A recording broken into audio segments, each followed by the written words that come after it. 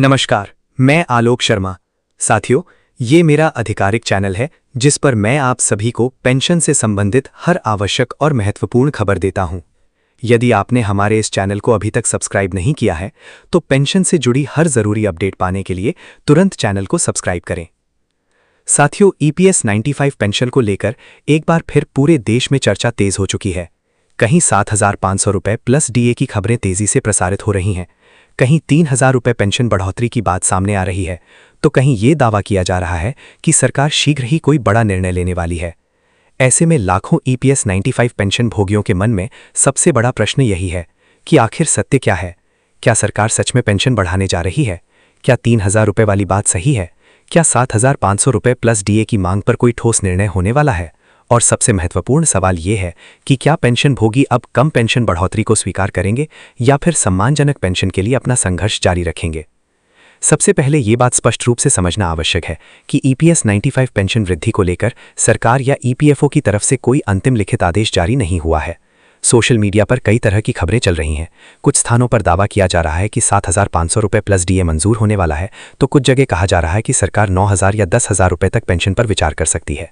परंतु जब तक श्रम मंत्रालय, वित्त मंत्रालय या ईपीएफओ की ओर से आधिकारिक अधिसूचना जारी नहीं होती, तब तक किसी भी वायरल खबर को अंतिम निर्णय मानना उचित नहीं होगा। साथियों, इस समय सबसे अधिक असमंजस 3,000 और 7,500 रुपये प्लस डीए को लेकर है। हाल ही में ये चर्चा सामने आई कि सीबीटी स्तर पर 3,000 रुपये पेंशन बढ़ोतरी जैसी बात कही गई है और 7,500 रुपये पेंशन देना कठिन बताया जा रहा है। कुछ रिपोर्टों में यह भी कहा गया कि यदि 5,000 रुपये तक भी पेंशन दी जाती है तो सरकार पर हजारों करोड़ का अतिरिक्त वित्तीय भार पड़ेगा। परंतु पेंशन धारकों का कहना है कि ये मामला केवल सरकारी व्यय का नहीं है, ये मामला वृद्धजनों के सम्मान, उनकी दवाओं, इलाज, राशन, बिजली बिल और दैनिक आवश्यकताओं से जुड़ा हुआ है। आज के इस दौर में 3,000 रुपये पेंशन से कोई भी बुजुर्ग सम्मानजनक जीवन कैसे व्यतीत कर सकता है, ये सबसे बड़ा प्रश्न है। महंगाई लगातार बढ़ रही है, दवाओं का खर्च बढ़ चुका है, चिकित्सालयों का खर्च बढ़ गया है, राशन, किराया, बिजली, यात्रा और घर की छोटी छोटी ज़रूरतें भी पहले से कई गुना महंगी हो चुकी हैं। ऐसे में पेंशन भोगियों का साफ कहना है कि 3,000 रुपये जैसी राशि अब किसी भी स्थिति में पर्याप्त नहीं है। यही कारण है कि देश भर के ईपीएस 95 पेंशन भोगी 7,500 रुपये प्लस डीए की मांग पर अब भी मजबूती से अडिग हैं। आप सभी साथियों से निवेदन है कि इस जानकारी को ध्यानपूर्वक सुनें और आगे भी अवश्य शेयर करें, क्योंकि इस समय सबसे अधिक आवश्यकता सही जानकारी की है। कई बुजुर्ग साथी वायरल खबरों को सच मानकर आशा बांध लेते हैं और फिर जब कोई आधिकारिक आदेश नहीं आता तो वे निराश हो जाते हैं।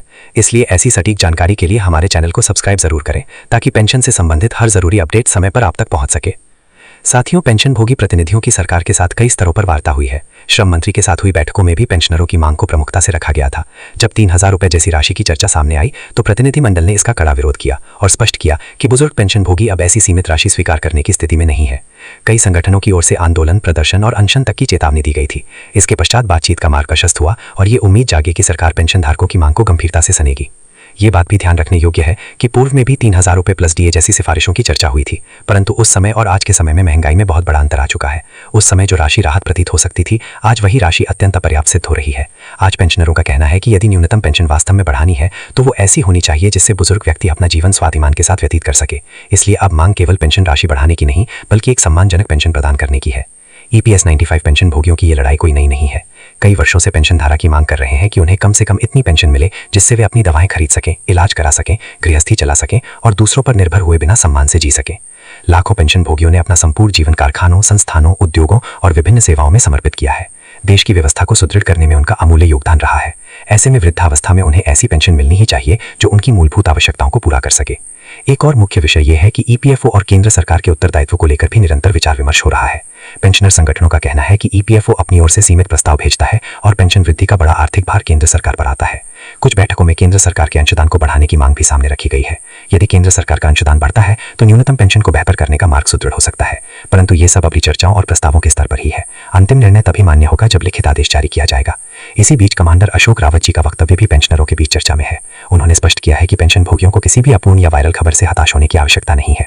उनका कहना है कि सीबीटी या ईपीएफओ के स्तर पर जो बातें सामने आती हैं वे अपनी जगह हो सकती हैं, परंतु अंतिम निर्णय उससे उच्च स्तर पर भी लिया जा सकता है। सरकार के पास पृथक संसाधन और निर्णय लेने की शक्ति होती है और यदि सरकार चाहे तो सीबीटी या ईपीएफओ के प्रस्तावों से आगे बढ़कर भी निर्णय ले सकती है। उनका मुख्य संदेश यही है कि किसी एक वक्तव्य या वायरल खबर को अंतिम सरकारी फैसला समझकर पेंशनभोगी निराश न हो। जब तक आधिकारिक आदेश जारी नहीं होता तब तक मांग, आंदोलन और एकजुटता को बनाए रखना अत्यंत आवश्यक है।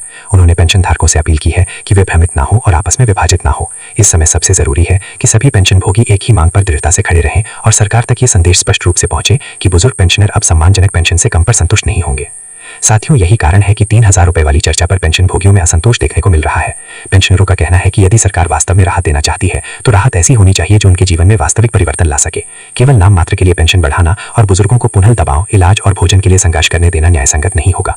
पेंशनभोगी आज भी ये प्रश्न पूछ रहे हैं कि जब महंगाई प्रतिवर्ष बढ़ती है, जब वेतन और भत्ते समय समय पर संशोधित होते हैं, तो EPS 95 पेंशनरों की न्यूनतम पेंशन इतने लंबे समय से इतनी कम क्यों बनी हुई है। आप सभी साथियों से पुनः आग्रह है कि इस वीडियो को अधिक से अधिक पेंशनभोगियों तक अवश्य पहुंचाएं।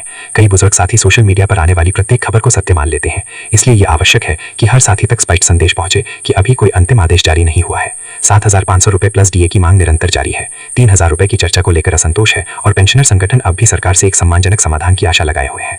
ऐसी हर आवश्यक अपडेट के लिए हमारे चैनल को सब्सक्राइब जरूर करें। अब प्रश्न ये है कि आगे क्या हो सकता है। आने वाले समय में यदि सरकार EPS 95 पेंशन पर कोई निर्णय लेती है तो वो कई कारकों पर निर्भर करेगा। इसमें EPFO की वित्तीय स्थिति, केंद्र सरकार का अंशदान, श्रम मंत्रालय और वित्त मंत्रालय के बीच सहमति, पेंशनर संगठनों का दबाव और नीतिगत स्तर पर लिए जाने वाले निर्णय शामिल होंगे। परंतु एक बात पूरी तरह स्पष्ट है कि पेंशनभोगियों की आवाज अब पहले से कहीं अधिक बुलंद हो चुकी है। देश के विभिन्न राज्यों से लगातार ये मांग उठ रही है कि न्यूनतम पेंशन को गरिमापूर्ण बनाया जाए। पेंशनर संगठनों का कहना है कि ये कोई अनुकंपा की मांग नहीं है बल्कि अधिकार की मांग है।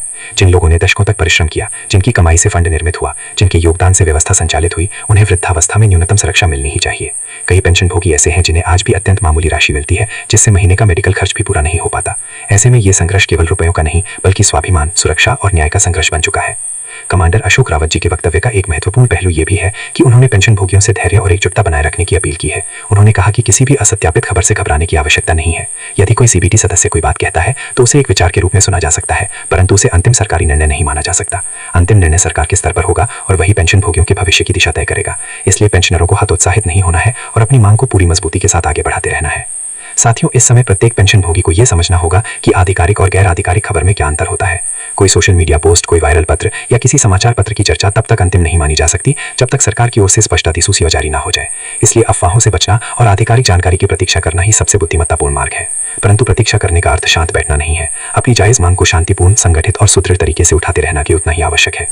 यदि पेंशनभोगी एकजुट रहेंगे तो सरकार पर एक सकारात्मक दबाव बना रहेगा। यदि पेंशनधारक अलग अलग दावों में उलझ गए तो मुख्य मुद्दा कमजोर पड़ सकता है।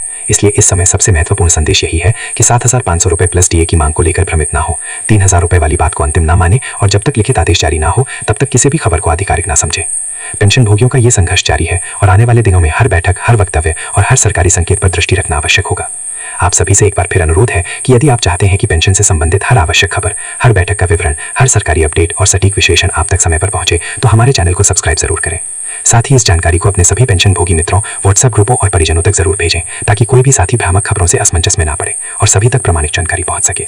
साथियों, वर्तमान स्थिति में सबसे स्पष्ट तथ्य यह है कि EPS 95 पेंशन वृद्धि को लेकर पेंशनभोगियों की मांग पूरी तरह सुदृढ़ है। सरकार पर दबाव बना हुआ है और विचार विमर्श जारी है, परंतु कोई अंतिम आदेश अभी तक सामने नहीं आया है। 7,500 रुपए प्लस DA की मांग पेंशनरों के स्वाभिमान से जुड़ चुकी है, जबकि 3,000 रुपए जैसी राशि को पेंशनभोगी पर्याप्त नहीं मान रहे हैं। आने वाले समय में यदि सरकार कोई बड़ा निर्णय लेती है तो उसका प्रभाव लाखों पेंशनभोगियों और उनके परिवारों पर पड़ेगा। इसीलिए सभी की निगाहें अब सरकार, श्रम मंत्रालय, वित्त मंत्रालय और EPFO की आगामी कार्यवाही पर टिकी हुई है। अंत में यही कहना है कि पेंशनभोगी हताश न हो परंतु सतर्क अवश्य रहें। किसी भी वायरल खबर को तुरंत सत्य न माने, आधिकारिक आदेश की प्रतीक्षा करें, अपनी एकता बनाए रखें और अपनी मांग को मजबूती से उठाते रहें।